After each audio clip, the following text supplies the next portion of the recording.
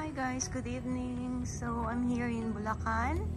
I just arrived with my hubby and dito kami ngayon matutulog sa Metro Gate. And guys, pakita ko lang sa inyo yung aking napakagandang halaman. One of my favorite in Merce's Garden, my Dama de Noche. Guys,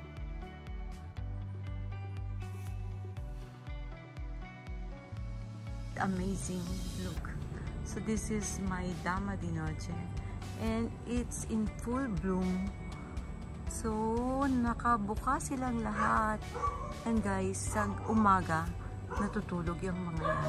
It's really closed. Nakasara talaga yung mga talulot na yan. Sarado yan. Ngayon bukang-buka siya. And napakabango niya. Sobra talaga humahalimuyak yan sa gabi. Ang dami nila guys.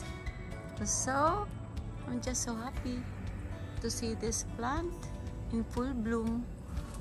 And it's Dama de Noche. And it's Dama de Noche guys. Look. Gusto ko lang i-document ito. Kasi bihira na rin lang silang namumulaklak. Now, it's really beautiful to see them in full bloom. Ang dami nila guys. Yan, dami. At ang bango, grabe talaga ang bango nila. Sobra. For those who have this kind of plant, alam naman nila. You will know na talagang amazing ang kanilang amoy. Ang dami. Dami guys. Look. Dama de Noche. Merce's Garden guys. At yun sa taas. Ang dami. Kaya halos sakop niya ang buong area ng garden ko. Yung amoy na napakabango. Okay. So yun lang naman guys. I just want to show you this plant. This has been in my garden for more than 10 years. Yan, more than 10 years na siya dito. And nasa corner lang siya guys. Yan, corner. So,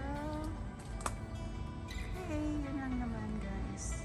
Natuwa lang ako kasi pagdating ko, naamoy ko kagad yung amoy ng Dama de Noche. Kaya ito, naka-vlog siya. Yan.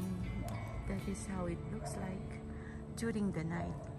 And in the morning, tiklop na tiklop yung mga talulot na yan. Yung mga buds na yan. Yung mga flowers na yan. They looks like buds in the morning. Yung pa-bloom pa lang.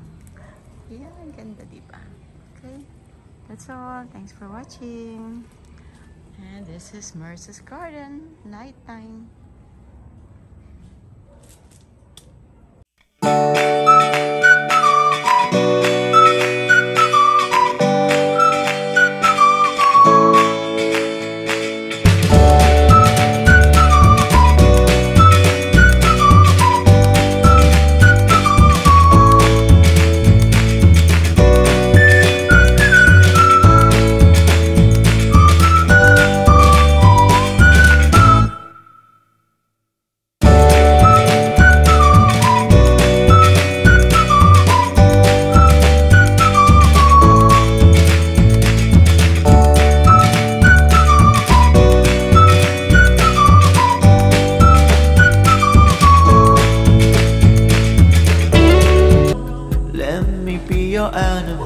Come on Lord, show me how I can be your only remedy.